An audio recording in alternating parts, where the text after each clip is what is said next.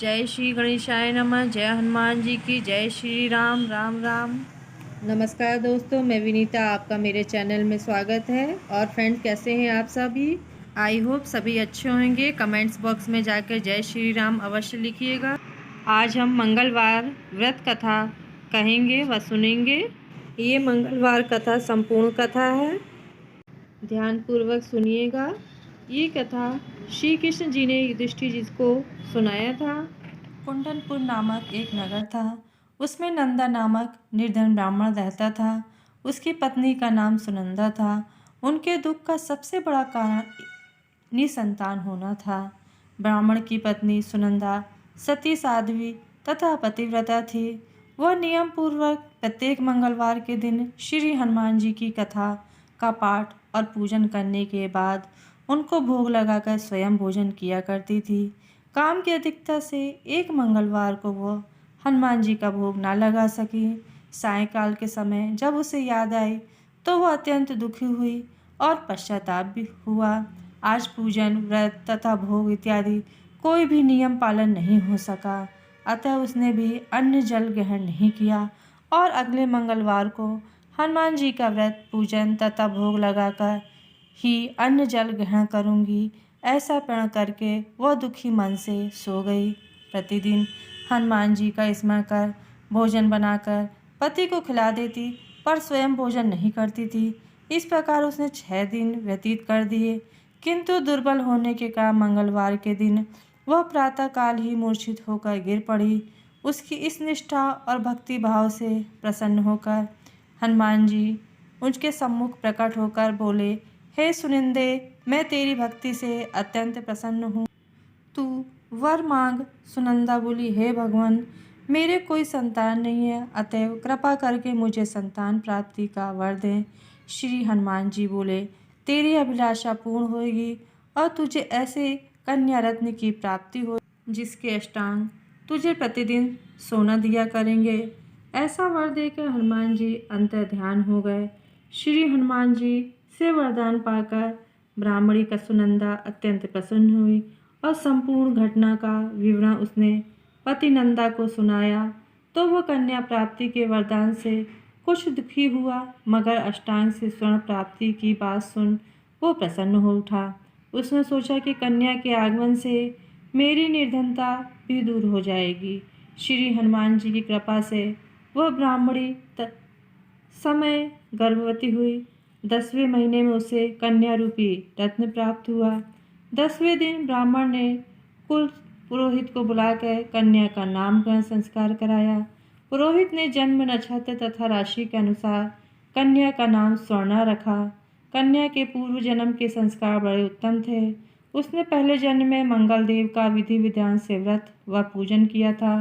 कन्या के अष्टांगों से प्रतिदिन काफ़ी सोना मिलने के कारण वह ब्राह्मण अत्यंत धनवान होने के साथ साथ अभिमानी भी हो गया। प्रकृति की विकास गति के अनुसार जैसे शुक्ल पक्ष का चंद्रमा बढ़ता है, उसी प्रकार कन्या भी प्रतिदिन बढ़ने लगी। एक दिन सुनंदा ने अनुभव किया कि उसकी कन्या विवाह योग्य हो गई है।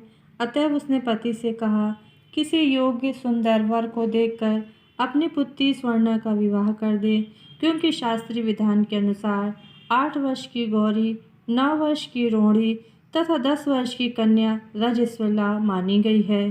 गौरी के दान से पाताल लोक तथा रोहिणी के दान से वैकुंठ लोक की प्राप्ति होती है, किंतु रजस्वला कन्या का दान शास्त्रविद होने से घोर नरक की प्राप्ति होती है। अतः सब दानों में श्रेष्ठ कन्या का दान उचित समय पर करके इस लोक तथा परलोक को सुधारिए।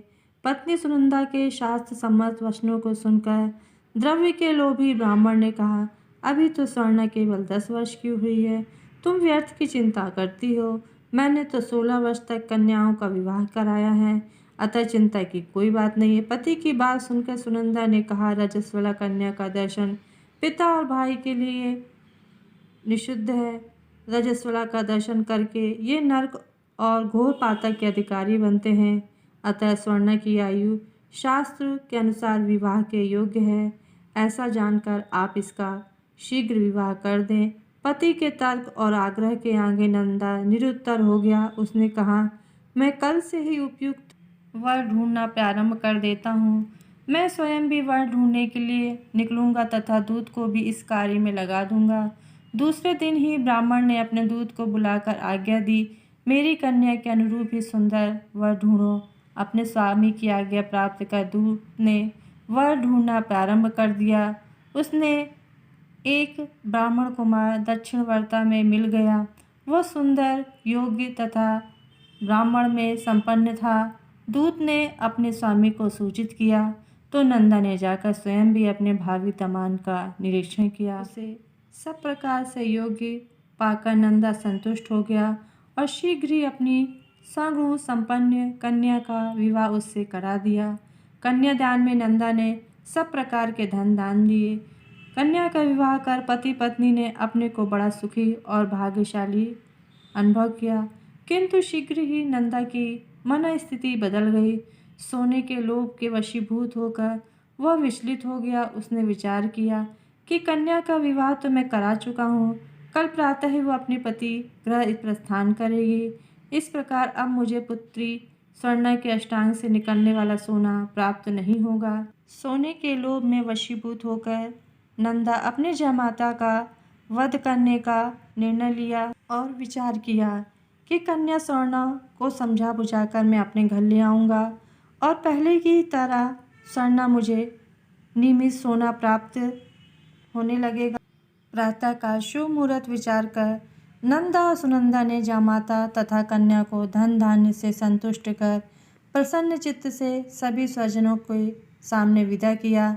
इधर सोमदेव अपनी पत्नी स्वर्णा को लेकर घर की ओर चल पड़ा और उधर सुनय का लोभी मतिभ्रष्ट नंदा एक अन्य मार्ग में आकर जामाता सोमदेव की हत्या करने के उद्देश्य से छिप गया। उचित अवसर पाकर गुप्त रूप से पीछा करते हुए नंदा ने अपने जामाता सोमदेव का वध कर दिया और लुप्त हो गया। फिर कुछ समय पति के शव के पास विलाप करते हुए स्वर्णा के सामने प्रकट होकर बनावटी शोक व्यक्त करते हुए नंदा कहने लगा, हे पुत्री, लुटेरों ने तेरे पति का वध कर दिया। अब तू घर चल, वहाँ पर ही रहकर अपने शेष जीवन को व्यतीत कर। भगवान की इच्छा के आगे किसी का कोई वश नहीं है। उसे जो अच्छा लगता है वही करता है। अतएव तू धैर्य धारण कर, जो भाग्य में लिखा है वही होगा। इसमें किसी का कोई दोष नहीं है। पिता के कपट नीतिपूर्ण वचनों को सुनकर स्वर्णा बोली, हे पिता, इस संसार में पति विहीन नारी का जीवन व्यर्थ है।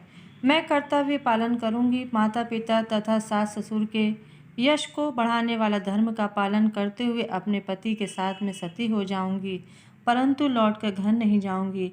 अपनी कन्या के वचनों को सुनकर ब्राह्मण अत्यंत दुखी हुआ। वह विचार करने लगा, मैंने व्यर्थ ही इसके पति का वध किया। मेरा धन प्राप्ति का अभिष्ट तो सिद्ध होता दिखाई नहीं देता। इसके विपरीत ब्रह्म हत्या के साथ साथ पुत्री के शरीर का त्याग का पाप भी मेरे से पड़ने वाला है। अतः इस विचार कर पश्चाताप और ग्लानि के वशीभूत होकर नंदा दुखी होकर रोने लगा। इधर जैसे ही सोमेश्वर की चिता बनाई गई, 16 श्रृंगार का स्वर्णा उसकी चिता के पास बैठ गई।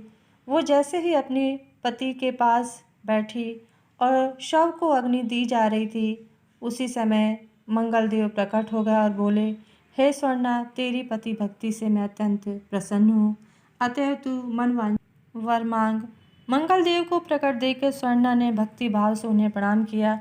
फिर विनम्र होकर बोली, हे मंगलदेव, यदि आप मुझ पर प्रसन्न हैं तो मेरे पति को पुनर्जीवन दान दें और मेरा लोक तथा परलोक सार्थक करें।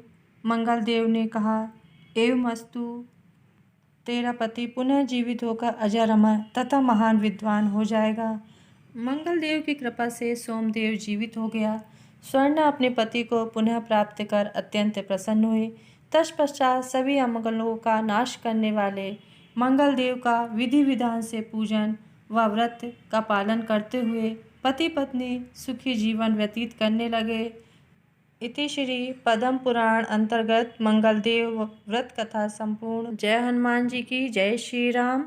तो दोस्तों, आपको ये कथा अवश्य पसंद आई होगी।